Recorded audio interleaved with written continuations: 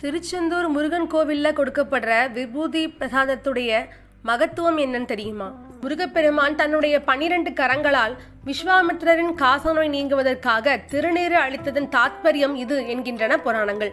அது மட்டுமல்ல, கடற்கரையில் அசுரர்களை வதம் செய்த பிறகு போர்க்காயங்கள் ஆற வேண்டும் என்பதற்காக முருகப்பெருமான் தன் பரிவாரங்களுக்கு 12 கைகளினால் விபூதி பிரசாதம் வழங்கினார் என்றும் ஸ்தல புராணங்கள் கூறுகின்றன. அதே போல போர் முடிந்த பின்னரும் முருகனின் பெருமையை துதித்த வேதங்கள் அனைத்தும் ஒன்று சேர்ந்து செந்திலோனின் மகிமையை விளக்கும் பன்னீர் மரங்களாக இந்த இடத்தில் தோன்றியதாம். 12 நரம்புகள் உள்ள பன்னீர் மர இலைகளில் வைத்து தரப்படுவதே இலை விபூதி பிரசாதம். அதனால்தான் இதற்கு மிகப்பெரிய மகத்துவம் உள்ளது. இந்த பன்னீர் இலைகளை பார்ப்பதற்கு முருகனின் வேல் போலவே இருக்கும். இந்த விபூதியானது தீராத நோய்களையும் தீர்க்கும் குணமுடையது. இந்த விபூதியை பூசும்போது கை கால் வலி களைப்புகள் நீங்கும். பேய் பிசாசு போன்ற தீவினைகள் இருந்தாலும் விலகிவிடும். விஸ்வாமித்திர மகரிஷி ஒரு முறை இங்கு வந்து தரிசித்ததாகவும் அப்போது இங்கு தரப்பட்ட இலை விபூதி பிரசாதத்தை வாங்கி தரித்ததுமே அவருக்கு ஏற்பட்டிருந்த குன்ம நோய் நீங்கிவிட்டதாம்.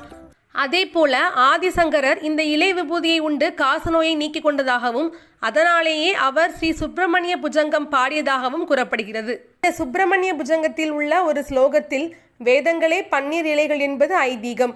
முருகப்பெருமானே, உன்னுடைய இலை விபூதி பிரசாத மகிமையை எப்படி எடுத்துரைப்பது? வலிப்பு, குஷ்டம், ஷயம், நீரழிவு, குன்மம் முதலிய கொடுமையான வியாதிகளும் பூத பிரேத பசாசங்கள் பற்றியதால் உண்டாகும் துன்பங்களும் உன்னுடைய இலை விபூதி பிரசாதத்தை பூசிக்கொண்ட மாத்திரத்தில் மறைந்து விடுமே என குறிப்பிட்டுள்ளார்.